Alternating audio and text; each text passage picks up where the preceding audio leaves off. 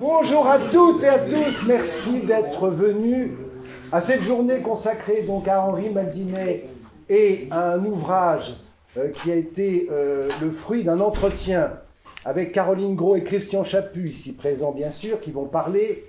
Cet ouvrage est en vente auprès de Joël Bouderlic, qui est le trésorier de l'association Henri Maldinet.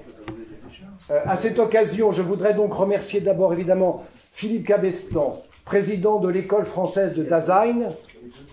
Je suis moi-même président de l'association internationale Henri Maldinet. Et à ce titre, je vous invite, bien entendu, si vous le souhaitez, à adhérer à ces deux institutions que sont l'école française de Dasein et l'association internationale Henri Maldinet. Ce colloque est néanmoins gratuit, bien évidemment. Vous êtes les bienvenus. Et je voudrais aussi remercier évidemment l'école normale supérieure qui laisse à l'école française de Dasein l'utilisation de cette grande salle. J'espère que vous allez pouvoir entendre les orateurs. Vous avez le programme sans doute sur vos téléphones à partir du site de l'association Henri Maldinet. Vous avez le programme de la journée. Sinon, écoutez, il est à disposition. Je laisserai Caroline et Philippe vous présenter l'ordre et la succession des oratrices et orateurs, puisque Caroline fera une courte introduction. J'ouvre cette journée en citant quand même Victor Hugo, qui a dit « Quel artiste que l'abîme !» Voilà, je te laisse la parole. Merci. Merci Bernard. Alors, je vais faire une courte introduction en deux parties. D'abord, des remerciements. Alors, pour l'instant, on n'a pas de micro. Ça va peut-être s'arranger si un technicien vient voir. Sinon, j'espère que vous entendez. Voilà, je vais rester debout parce que comme ça, la voix ne baisse pas. Voilà. Donc, d'abord, des remerciements. Ensuite, je rentrerai un peu dans le vif du sujet et surtout... nous avons un exposé de Philippe Grosot juste après moi, l'inexistence avancée et impensée. Donc je compte beaucoup sur lui pour entrer dans le fond de la question. Mais moi, je vais l'effleurer dans un premier temps. Donc les entretiens sont parus d'abord dans le numéro 16 de la revue L'Ouvert en 2023. Joël Bouderlic, André Sauge et Jean-François Ray se sont chargés du travail éditorial. Un travail formidable, très précieux, minutieux. Ça a été un travail de fourmi, un travail qui disparaît du compte après, mais qui est l'heure fatidique où sont soulevées et nettoyées les dernières poussières orthographiques, syntaxiques, les dernières verrues, les broutilles, les scories à supprimer. Les derniers doutes, remords, erreurs, les dernières précisions à apporter en note, et Jean-François en a apporté une de son propre chef. Donc, je puis vous dire que notre comité éditorial n'a rien laissé au hasard et a tout passé au crible. Et donc, je voudrais qu'ils soient remerciés tous les trois. On n'aurait pas pu rêver un plus grand sérieux. Bravo. Voilà. C'est rare. C'est rare. Il faut que ce soit souligné. Voilà. Alors, en revanche, la diffusion, c'est coup-ci, coup-ça, et c'est plus aléatoire. Vous avez pu le constater. Les adhérents de l'association reçoivent la revue. Pour tous les autres, il n'y a qu'un chemin. Il faut écrire sur le site de l'AIHM. Vous écrivez en demandant le numéro de l'ouvert que vous souhaitez, et c'est Joël Bouderlic qui vous envoie en PDF ou aussi en papier. Les numéros de l'ouvert, effectivement, ils sont pratiquement tous épuisés, donc j'offre les PDF. Par contre, pour les entretiens, tant qu'on les a sur papier, puisqu'on a fait une petite dépense, l'association a fait une petite dépense, il faut rentrer dans les fonds. Alors, encore une chose, le titre « Les entretiens au bord de l'abîme », Bernard Hordoff m'avait posé la question d'où ça sort, et ce titre a été suggéré par André Sauge. C'est lui qui a suggéré de donner un titre à partir du moment où on a souhaitait une existence autonome et à part entière. Donc on a sorti les entretiens au bord de l'abîme du numéro dans lequel ils étaient un peu absorbés et perdus. Et donc André Sauge a également proposé d'enrichir la couverture avec un dessin de Talcott, un très beau dessin, dont il a négocié les droits avec les ayants droit, et je veux le remercier pour ses initiatives personnelles. Voilà. Mais on n'oublie pas Christian Chaput et moi. Nous avions quand même beaucoup œuvré en amont dans ce chantier, puisque je rappelle que nous sommes partis des enregistrements sonores numériques, que les entretiens ont eu lieu en 2009-2010, que Maldinet avait, pour ainsi dire, 98 ans, et nous avons ensuite retranscrit tous les échanges de manière intacte et en suivant le déroulé et l'ordre chronologique dans lequel ils ont eu lieu. On s'est vraiment contenté, si je puis dire, d'ajouter les titres des paragraphes et donc des césures qui ponctuent le texte et donnent l'impression qu'il y a une cohérence à chaque moment.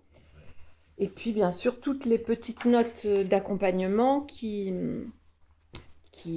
apportent des définitions de notions pour que tous les lecteurs, les initiés et les néophytes puissent s'y retrouver. Et là, il faut rendre hommage à Oui. Caroline, parce que c'est elle qui a rédigé toutes ces petites notes. Oui, Avec beaucoup Voilà. de compétences et de précision. et de précision. Voilà, on a chacun à œuvrer à sa place. Et puis, pour finir les remerciements, je voudrais remercier Bernard Rigaud, qui, de sa place de président de l'IHM, supervise tout ça et donne beaucoup d'élan à tout ce qui se passe dans l'association. Et en particulier, ce qui se passe dans l'association, vous le verrez dans les années à venir, mais vous allez le voir déjà dès le mois d'octobre, puisqu'il y a des inédits ou des introuvables qui vont être réédités.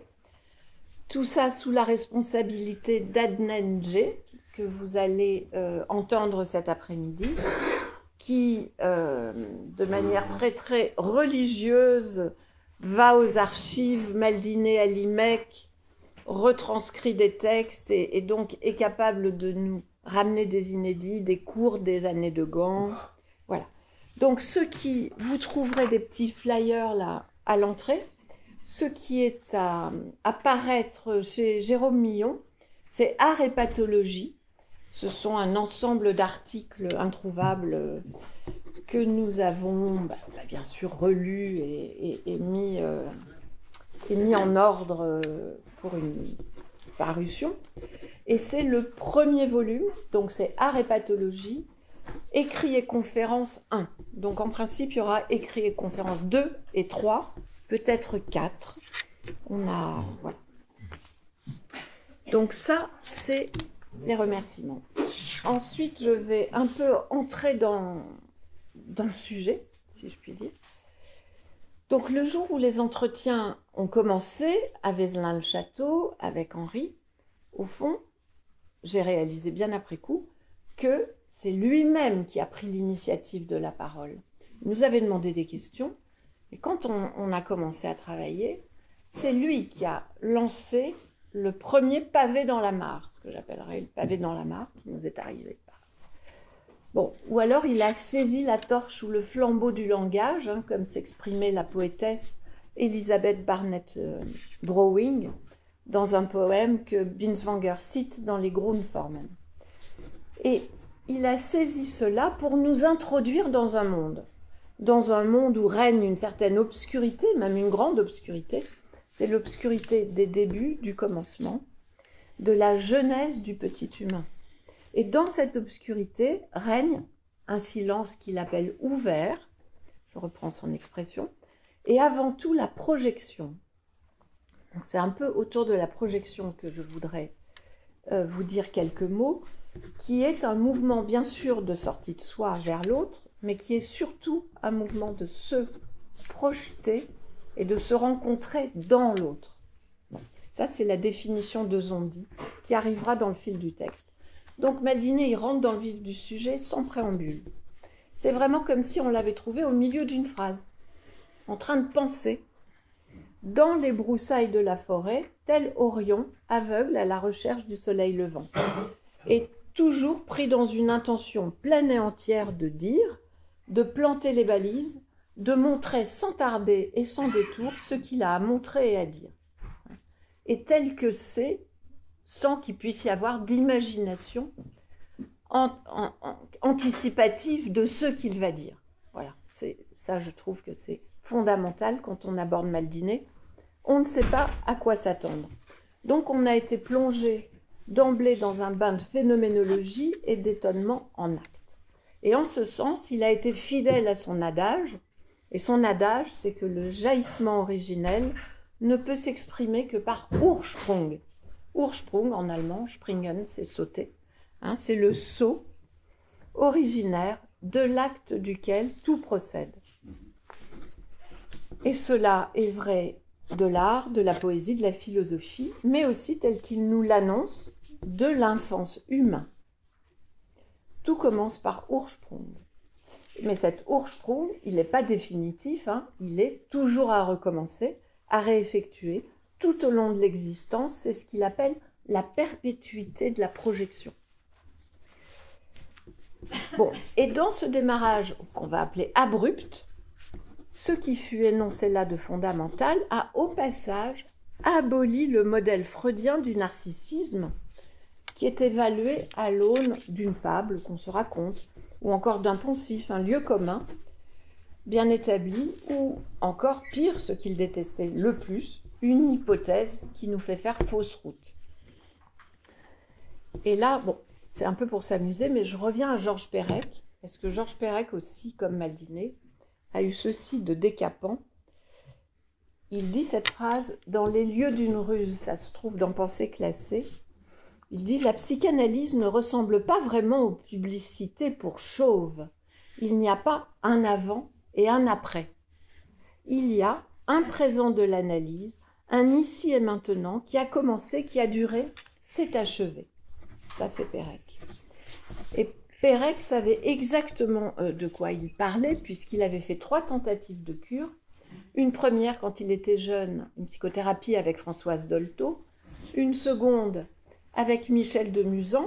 Et celle dont on connaît davantage le cheminement, avec Pontalis, puisque Pontalis d'un côté et Perec de l'autre se sont répondus par texte interposé autour de cette analyse.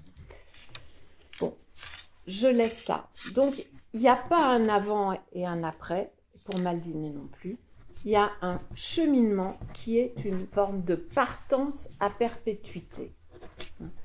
Donc, il n'y a pas de narcissisme. C'est un terme commode pour essayer d'établir un relevé d'une identité propre, et surtout en psychopathologie pour dire à quel point, quand il y a eu trop d'avatars dans la constitution des premiers temps d'une personnalité, eh ben, ça laisse des traces, et c'est ce qu'on appelle les troubles de la personnalité narcissique, dont on entend parler avec le pervers narcissique, etc.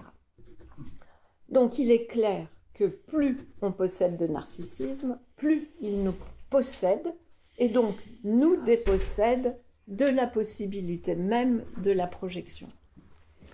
Et corrélativement, moins on en possède de narcissisme, mieux on se porte. Et Maldiné n'en était lui-même strictement pas du tout affublé, tant il était ouvert à l'autre, aux autres, à l'œuvre d'art et à l'inattendu.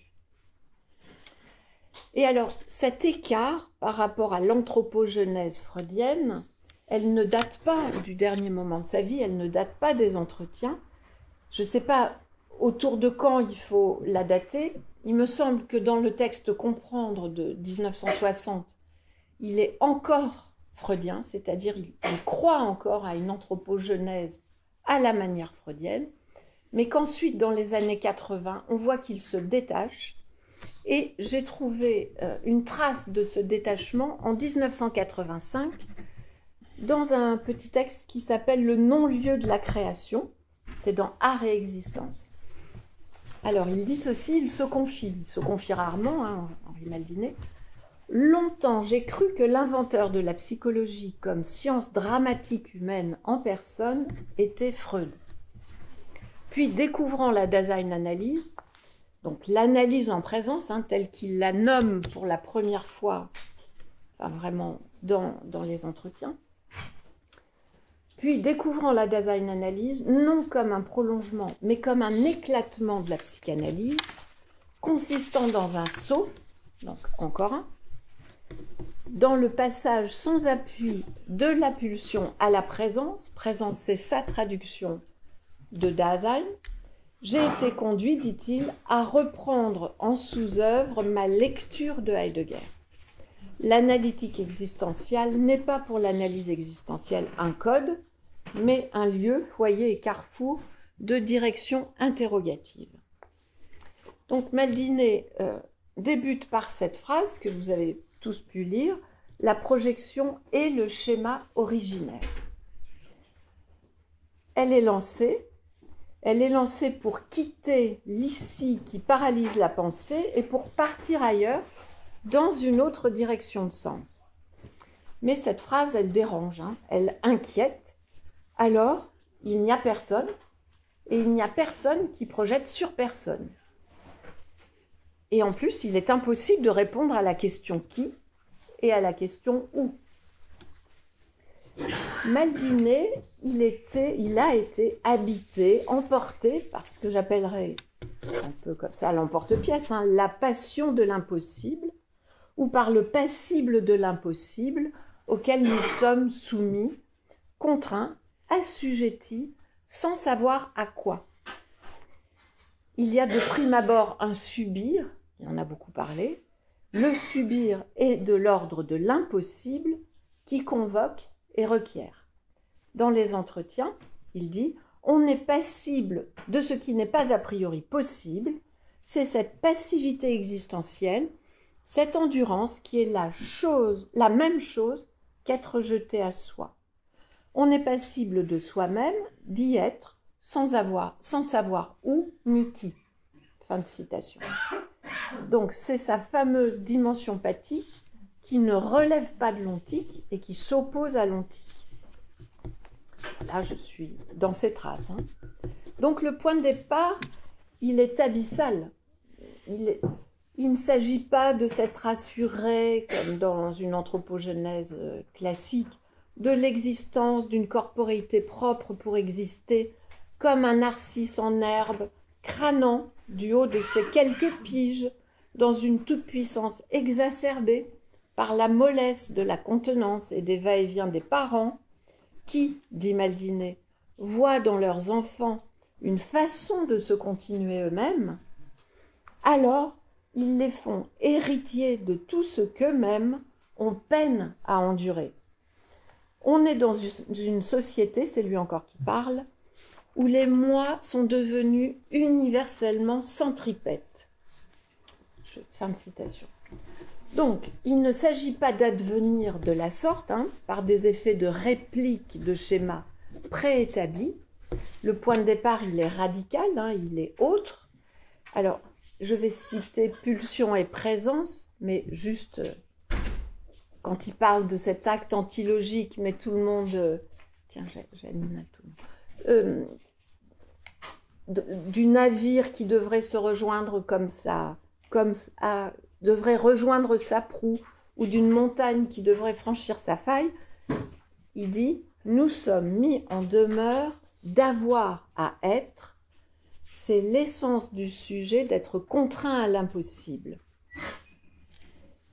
Maldinet forge le concept de transpassibilité pour indiquer combien chacun est passible du hors d'attente, de ce qu'il n'attend pas et à quoi personne ne peut s'attendre, et le transpassible, c'est la capacité de se transformer pour endurer l'impossible.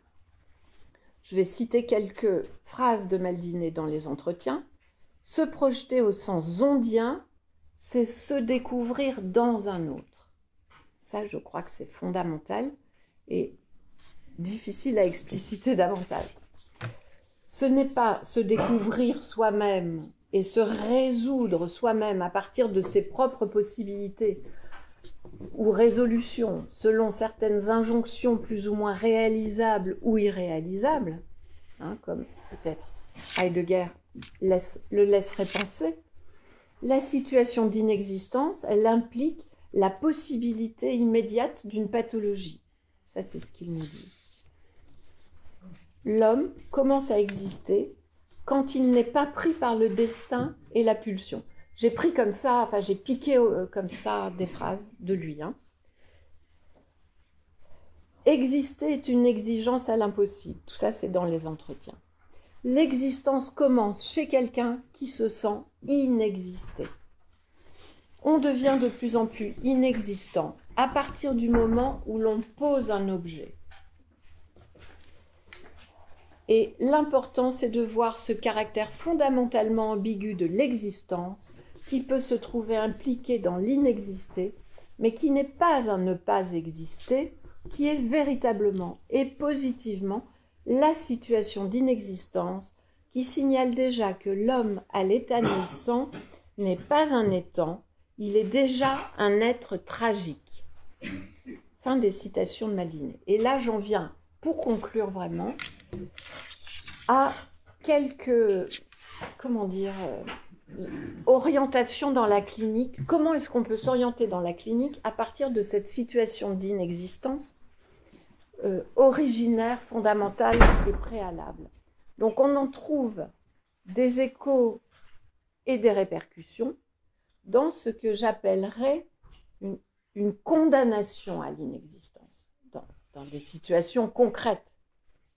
On voit des condamnations à l'inexistence qui seraient comme un redoublement funeste et dévoyé de cette situation positive d'inexistence, quand le lot, le destin, quand tout concourt à reconduire implacablement à l'inexisté, mais d'une façon absolument abolitionniste de l'existence. Et il y a des êtres qui sont soumis à des formes de condamnation de leur existence, absolument abolitionnistes de leur existence. Je n'ai pas dit qu'ils ne s'en sortaient pas pour autant à leur façon. Donc ces situations-là de condamnation à l'inexistence, elles sont beaucoup plus nombreuses qu'on se l'imagine. C'est vraiment dans la clinique de la vie quotidienne et ordinaire.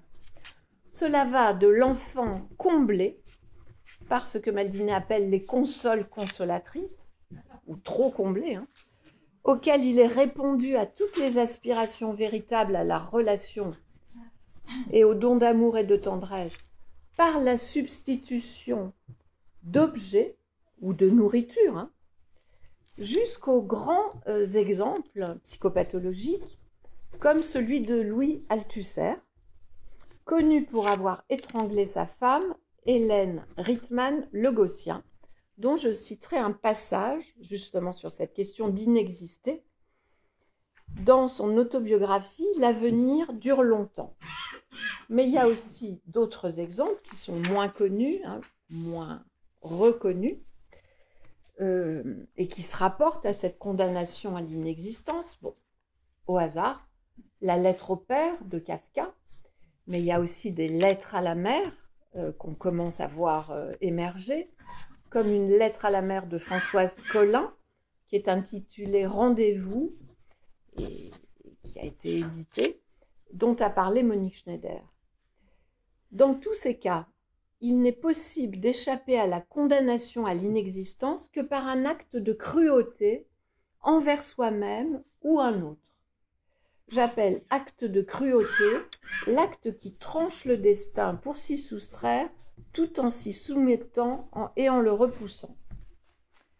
Donc, ça va vous paraître plus clair à l'issue de la citation là, de Feu Althusser, qui se raconte, même, c'est un peu dégoûtant dans L'avenir dure longtemps, c'est assez insupportable. Donc il s'explique, et à un moment donné, vers la fin, il s'explique à partir d'une phrase que lui a dit encore une de ses amies ou une de ses amoureuses. Elle lui dit, après qu'il ait tué Hélène, « Ce que je n'aime pas en toi, c'est ta volonté de te détruire. » Et Althusser répond, « Ce mot m'ouvrit les yeux et raviva toute la mémoire de ces temps difficiles. De fait, je voulais tout détruire. Mes livres, Hélène que j'avais tuée, mon analyste, mais pour être bien sûr de me détruire moi-même comme je le fantasmais dans mes projets de suicide. Et pourquoi cette volonté acharnée d'autodestruction? Sinon parce qu'au fond de moi, inconsciemment, et cette inconscience était monnayée par d'interminables raisonnements, je voulais à tout prix me détruire parce que, depuis toujours, je n'existais pas. Quelle meilleure preuve de ne pas exister que d'en tirer la conclusion en se détruisant, après avoir détruit tous les plus proches, tous mes appuis, tous mes recours. Encore un tout petit peu, c'est alors que j'en suis venue à penser, puisque quand même j'avais trouvé entre-temps le moyen d'exister, comme enseignant, philosophe et politique, que remonter en moi, à la faveur de la terrible angoisse primitive de la dépression, dans la prodigieuse régression que je vivais en elle, la vieille compulsion inaugurale répétée donc tant de fois sous tant de formes, que je n'étais rien d'autre qu'une existence d'artifice et d'imposture, c'est-à-dire proprement rien d'authentique, donc rien de vrai ni de réel. Donc lui, il s'est vraiment raconté son roman jusqu'à la fin, comme ça, une existence d'artifice. Et juste pour conclure, pour qu'on retombe sur nos pieds, nos pattes, ce qui me va droit au cœur avec la philosophie de Maldinet, c'est qu'elle est précisément le contraire de ce qu'on a vu s'incarner avec Althusser. Elle n'est jamais hypocrite, elle est sans artifice, sans imposture et en rien une posture. Mais c'est aussi parce que c'est quelqu'un qui fuyait le monde social. Donc elle est en rien inauthentique, elle est salutation à l'existence, poignée de main tendue vers la dépression existentielle, clin d'œil au psychotique, incapable de mensonge, mais exemplaire, insigne de l'humain. Voilà, je me réjouis d'ouvrir cette journée et je vous remercie de votre participation. Je remercie tous nos conférenciers. On va pas se laisser terminer.